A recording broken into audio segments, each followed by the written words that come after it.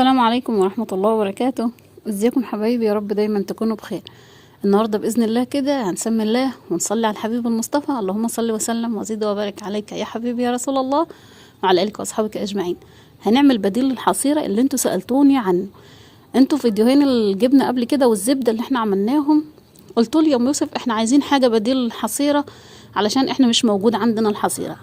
تمام كده ما شاء الله اللهم بارك، نتيجة ممتازة وحاجة 10/10 وزي الحصيرة تمام. وعن شرط مش هتكلفك اي حاجة خالص بإذن الله. هقولك تجيبي كل حاجة منين من غير ما تكلفك. شايفة النتيجة ما شاء الله اللهم بارك زي الحصيرة تماما. صلوا بينا على الحبيب. اللهم صل وسلم وزد وبارك عليك يا حبيبي يا رسول الله وعلى آلك وأصحابك أجمعين. بعد ما سمينا الله كده بقى وصلينا على الحبيب هنبدأ مع بعضينا واحدة واحدة. وبصي خليكي معايا واحدة واحدة كده علشان تركزي معايا في اللي أنا بقوله إن شاء الله تطلعي مستفادة. اللي معانا دي أول حاجة، دي شكارة بتاعة دقيق. دي كانت موجودة عندي، أنا كنت مشتريها دقيق زيرو من المحلات واتبقت الشكارة عندي. طب انت ما عندكيش شكارة، هتروحي اي محل او اي سوبر ماركت قولوا له لو سمحت انا عايزه شكارة فاضية من عندك تكون بتاعة دقيق او رز او شعرية او مكرونة حسب المقاس اللي انت عايزه تعمليه. طبعا شكارة المكرونة والشعرية بتبقى صغيرة شوية، شكارة الرز بتبقى كبيرة شوية، طبعا شكارة الدقيق دي اكبر. طيب عندك انت شكارة في البيت مش مستاهلة تروحي انت بقى المحلات وتجيبي. تمام كده احنا كده جبنا الشكارة وجبنا كمان جوز عصيان. العصايتين دول انا جايباهم من طرف الجريدة عندنا في الغيط. انت بقى ما عندكيش غيط، اللهم صل وسلم على سيدنا محمد، لو عندك نشابتين موجودين عندك من فترة وانت مش بتستخدميهم او هم بدأ يجي فيهم شرط كده او حاجة حرشة كده ومش بتستخدميها لفرد الفطير والرقاق، استخدميهم بدل العصيان دي. كده كده هيكونوا متساويين ومش محتاجين انت تسويهم. اللهم بارك لنا فيما رزقتنا يا رب اللهم امين. يبقى انا كده بديل العصيان دي عندك نشابتين قدام اللي هي الطويله دي هوريها لك برضو في الفيديو في الاخر لما اخلص الحصيره. ما عنديش بقى نشابات قديمه ومش بستخدمها يعني، هتجيبي بقى ايد مساحه او ايد عصايه بتاعه مقش، بس طبعا تكون نظيفه مش مستخدمه قبل كده علشان هتلمس مننا الجبنه وتكون الحاجه نظيفه. كده بقى احنا هنسوي العصايتين بتوعنا لان انا جايباهم من النخله يعني من الجريده بتاعه النخل مش متسويين. هسويهم كويس علشان خاطر لما ينزلوا في الجبنه يكونوا نضاف وما يكونش فيهم اي شرط او اي حاجه مش كويسه تيجي في الجبنه بتاعتي. تمام كده نفس العصيان بتاعه الحصيره تمام. يبقى احنا كده العصايتين دول علشان يشددوا لنا الشكاره ويخلوها شديده زي عصيان الحصيره تمام، وكمان علشان اربط فيها الايدين واعلق منها الحصيره. واخدين بالكم الحصيره شكلها عامل ازاي؟ كده انا جبت الشكاره بتاعتي وجبت العصيان بتاعتي سويتها وعدلتها. طبعا لو انت عندك عصيان بتاعت اللي انا قلت لك عليهم التانيين هيكونوا متساويين مش محتاجين تسويهم، هتقصيهم على قد الشكاره بالظبط من الحرف ده والحرف ده. هوريكي كل حاجه في الفيديو باذن الله وان شاء الله من غير مقاطعه من غير شر تطلع مستفاده منه. هنا بقى انا جبت الحصيره بتاعتي وقست على قدها العصايتين بتوعي وقسمتهم على قدها والدنيا تمام.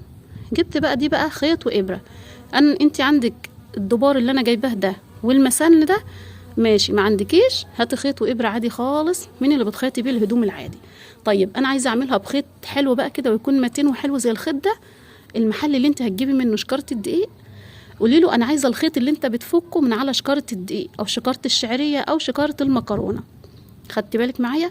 الخيطه اللي هي بتبقى متخيطه بيها الشكاره من فوق دي هو بيفكها وبيخليها عنده في الدرج. انت قولي له انا عايزه منك فتله او 2 أو 3.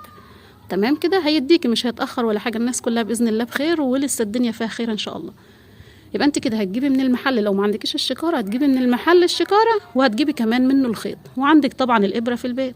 كده انا خيطت الطرف ده زي الطرف ده زي ما انت واخده بالك كده تمام. ليش بقى؟ علشان الطرف ده كان رقيق لما خيطته بقى شديد شويه، انا تنيته تانية جوه بعضيه. خدتي بالك؟ تمام كده. بعد بقى ما تنينا الناحيه دي زي الناحيه دي وشددنا الشكاره بتاعتنا تمام، بدأنا خيطنا ارفي بس. يعني انت هتلفي الخيطة على العصاية ومع حرف الشكارة تمام، علشان احنا لو تنينا الشكارة حوالين العصاية هتاخد معانا من الشكارة كمية كبيرة فهتدهدر لنا في الشكارة مش هتعرف نعدل فيها الجبنة براحتنا. انا المهم ان انا امسكها حلوة قوي علشان الحتة اللي جاية دي لو انت ما مسكتهاش حلوة قوي هتبص تلاقيها تفلت منك والجبنة تقع. فهمتيني؟ يبقى احنا كده هنخيط الخيط ده جميل قوي. انا كده كان عندي الخيط ده يعني لان احنا بنستخدمه هنا في الارياف على طول. بنشيف بيه شكاير او بنربط بيه حاجات من الحاجات اللي هي تبع الغيطان يعني. تمام. انت بقى مش عندك الخيط ده ولا المسله دي، هتجيبي ابره عاديه وهتجيبي خيط عادي من عندك، بس مشي مره واتنين وتلاته علشان اطمن ان الدنيا تمام والحاجه باذن الله ما تقعش مني وتبوظ. تمام كده. ده طبعا هتبقى اسهل من القماشه والحصيره اللهم صل وسلم على سيدنا محمد والمصفى. خدتي بالك يعني الطريقه دي، وهتعيش معاكي سنه واتنين وتلاته على قد ما انت بتحرصي عليها. واول ما تعيني منها الجبنه تغسليها على طول وتوقفيها على الحوض او على اي مكان كده لغايه ما تتصفى، وتروحي برماها وشايلاها زي الحصيره كده. تمام. هنا بقى طبعا نفس النظام، عملنا نفس الحته التانيه.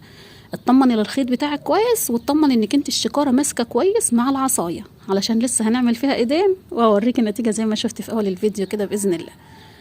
يبقى احنا كده هنعمل ايدين تمام باذن الله، هتبقى زي ايدين الحصيره. تمام. يعني هعمل لك حصيره كامله مكمله من غير باذن الله ما تهلك على نفسك حاجه ولا تحتلي هم حاجه باذن الله. كل حاجه هنجيبها سهله وربنا ييسر الامر ان شاء الله. نفس النظام هخيط الناحيه التانيه، لكن الشكاره بتاعتك حسب الحجم بتاعها، يعني حسب السمك بتاعها هنخرمها او لا. يعني انا لو جبت شكاره رقيقه مش هحتاج اخرمها من الوسط او من النص بتاعها، يعني علشان تنزلي الشرش اللي موجود في الجبنه تصفيها. طيب انا الشكاره بتاعتي رقيقه بالعاده، خلاص مش هشتغل فيها تخريم. كل حاجه اقولها لك في وقتها باذن الله. كل ما نيجي عند حاجه هقول لك ان شاء الله ايه البديل ليها. تمام كده. كده خيطنا الناحيه التاني واكدنا عليه والدنيا تمام وباذن الله عالي العال. كده بقى هخلصها واعمل لها الايدين بتاعتها واغسلها واحطها لما تنشف ابدا احط فيها الجبنه بتاعتي. هي نضيفه وكل حاجه، بس طبعا علشان مكان ايديا ومكان الخيط ومكان مودتها على الرخامه وجبتها، علشان لما اقطع حته الجبنه تكون بيضه ونظيفه زي جبنه الحصيره. تمام. تمام كده.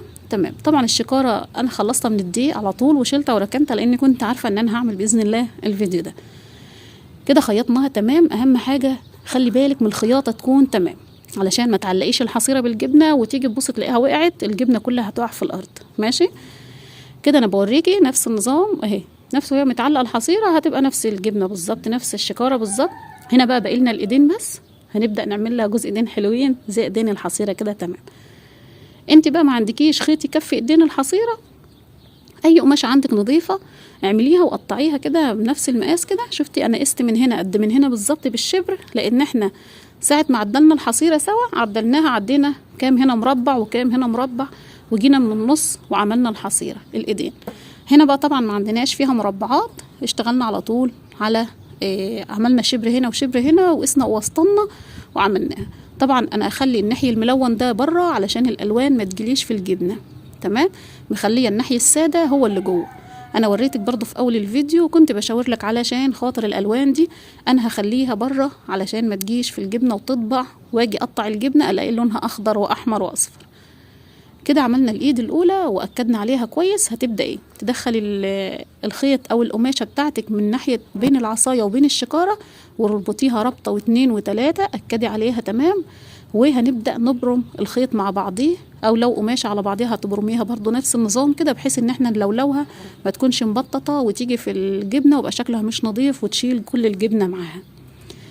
اهي نفس النظام. ودخلتها من الناحية التانية وربطتها مرة واتنين وتلاتة واربعة علشان اأكد من الايد كويس. لازم تربط الايد كويس، الخيط بتاع العصاية والايد دول اهم حاجة، علشان الحصيرة لو فلتت من ناحية هتقع والجبنة كلها هتقع في الارض، مش هتعرف تلميها تاني. كده تمام. عملنا حصيرة. وحط لي بقى لايك حلو لو استفدتي بأي حاجة لغاية ما توصل لآخر الفيديو. لو لقيتي نفسك مستفادة دعوة حلوة منك ولايك جميل منك، وانا كده ابقى بجد يعني اشيلك فوق راسي. هنا بقى حبايب قلبي خلاص خدت الحصيرة والقماشة وغسلتهم وجبتهم حطيتهم للصبح لغاية الجبنة بتاعتي كان لسه باقي لها حاجة بسيطة كده وتبقى حلوة تتماسك. انا مرضتش انزل لك الفيديو الا لما اعمل 2 كيلو جبنة 2 كيلو لبن علشان اوريك النتيجة بتاعتها، بحيث ان انا انزل لك الفيديو يبقى الدنيا تمام معاكي وكل حاجة اقولها لك في الفيديو. دول بقى انا ربطتهم من الطروف ليه؟ علشان اسند بيهم طرف الشكارة. لان طبعا الحصيرة مهما كان عصيان وبتكون ماسكة نفسها. طيب الشكارة ممكن الجبنة تسقط مني من هنا او من هنا.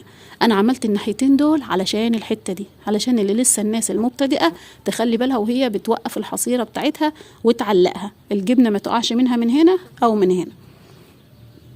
انا جيت سبت شبر بس او اقل من شبر من الناحية دي واقل من شبر من الناحية دي، او خيطت فيها نفسي كده. يعني انا دخلتها بين العصاية وبين الشكارة وربطتها حلو قوي في العصاية علشان هوريكي تعملي ايه واحنا بنعلق الحصيرة بالحتتين دول.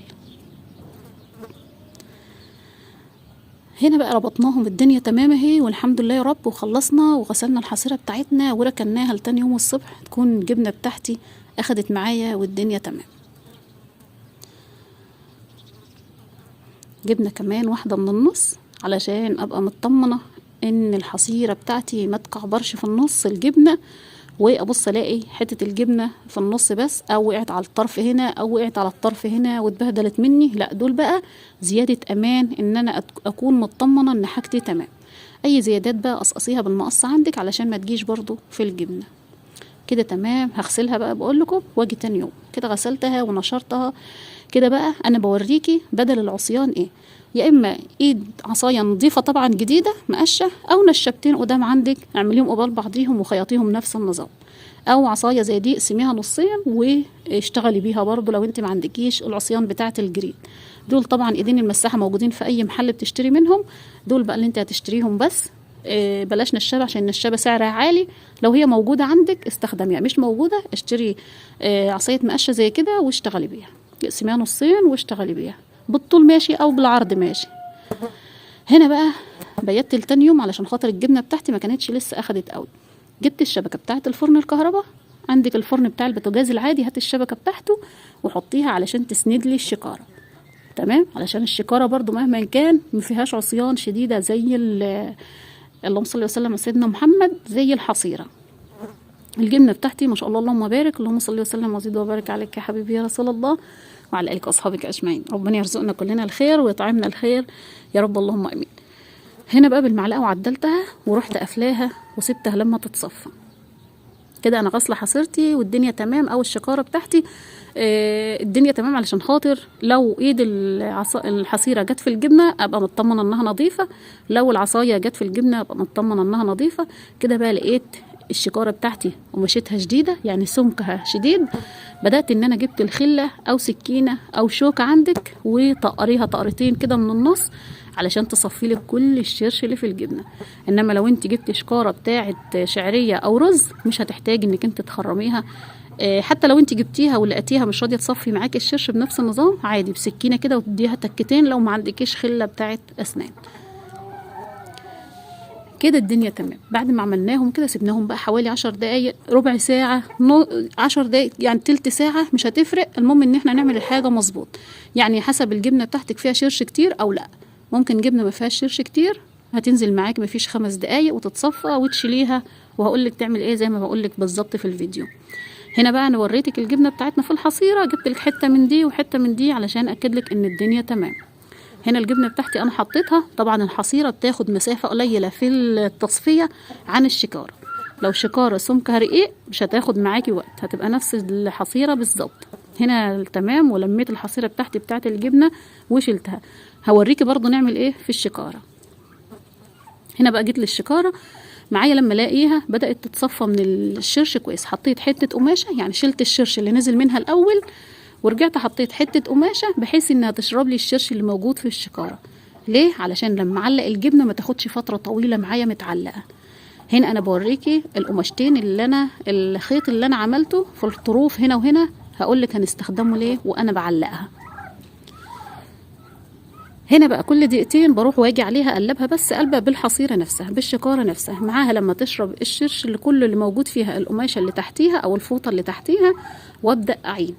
انا بوريكي ان انا حاطه قماشه تحتيها علشان تشرب من الشكاره كل الشرش اللي موجود. تمام كده اهو. وبقولك عايزه تربطي دول علشان ما تسقطش منك. لو انت ما عندكيش شبكه عادي، بس لازم تحطي شبكه تحتيها علشان يكون في عازل بينها وبين الصينيه، علشان الشرش اللي نازل ما يفضلش ماسك في الشكاره، لا يكون عازل بينه وبين الصينيه علشان الشرش كله ينزل بعيد ونصفيها ونعلقها. كده ما شاء الله الجبنه بتاعتي خدت فتره على على الصينيه حوالي ربع ساعه، انما الحصيره التانية بتاخد 10 دقايق بس، يعني فرق مش كتير قوي ولا حاجه، بس بتطلع لي برضو نتيجه حلوه واحلى، وبتطلع كميه اكتر من ما انت لو عملتيها في المصفى والقماشه. يعني لو حطيتيها في المصفى والقماشه مش هتطلع الكميه دي، هتطلع اقل من الكميه دي. كده انا علقت الحصيره، ونفس النظام هوريكي برضو الشكاره اللي احنا عاملينها او الحصيره اللي احنا عاملينها الجديده هنعلقها نفس النظام وفي نفس المكان. كده علقتها ورحت نمت، وجيت تاني يوم الصبح لقيتها ما شاء الله اللهم بارك. انا بوريكي انها بتصفي الميه نفس النظام اهي، وهنا من الطروف اهي. هنا بقى الشكارتين الربطتين اللي انا قلت لك عليهم، او القماشتين او الفتلتين اللي انا قلت لك عليهم، برفعهم من الجنب ده وبرفعهم من الجنب ده، علشان اللي مش متعلمه معانا تاخد بالها من الحته دي، علشان ما تجيش الصبح تلاقي الجبنه كلها واقعه من طرف الشكاره وتزعل وتقول ام يوسف السبب.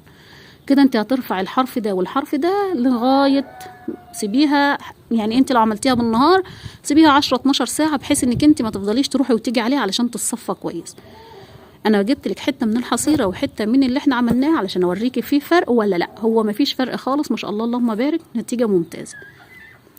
انا هنا بقطع الحصيره نفس المقاس، نفس الميعاد اللي اتقطعت فيه الحصيره نفس الميعاد اللي اتقطعت فيه جبنه الشكاره اللي احنا عملناها، بس ده طبعا حسب الكميه اللي انت هتحطيها في الحصيره. ده طبعا ما شاء الله كان 4 كيلو، اما التاني 2 كيلو بس، وطلع ما شاء الله اللهم بارك نتيجه حلوه، يعني ما شاء الله اللهم بارك. اي دي نتيجه الحصيره، وهوريكي كمان نتيجه اللي احنا عملناها برضو مع بعضنا دلوقتي بديل الحصيره. ده من حرف الحصيره، يعني من السبله بتاعه الرز او الحاجه اللي هي معموله بيها.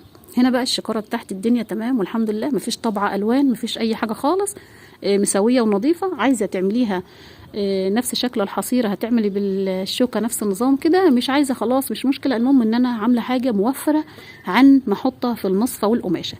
يعني انا لو صفيتها في القماشه والمصفى ما كانتش هتبقى زي كده، وما كانتش هتبقى زي الزبده كده ما شاء الله طريه. هدي حته ليوسف الوقت وهوريكي ما شاء الله زي الزبده. نفس النظام هرش حبه ملح في الطبق بتاعي او في الصينيه بتاعتي، واحط فيها الجبنه بتاعتي واحده واحده براحتك، عامله زي الزبده بالظبط. يعني هتاكلي جبنه ما شاء الله زيك كأن عندك الحصيره تمام، ورشه ملح عليهم من فوق، والدنيا تمام وعشرة على 10. شايفه زي الزبده، مش ناشفه ابدا زي جبنه القماشه والمصفى، شايفه زي الزبده والله طعمها ممتاز. حبه ملح بسيطه بقى كده، ما تكتريش ملح قوي. لو انت هتاكليها دلع هتخزنيها في القربه في الحصيره في اللهم صل وسلم سيدنا محمد في الزلعه او في البرطمان، زودي ملح علشان تشدد معاكي وتبقى تقدر تستحمل في الحصيره او في الزلعه قصدي. الدنيا تمام. وريتك الجبنه دي والجبنه دي. لو عجبك الفيديو حطي لي لايك ودعوه حلوه منك لينا لصلاح الحال يا رب اللهم امين، واشوفكم على خير باذن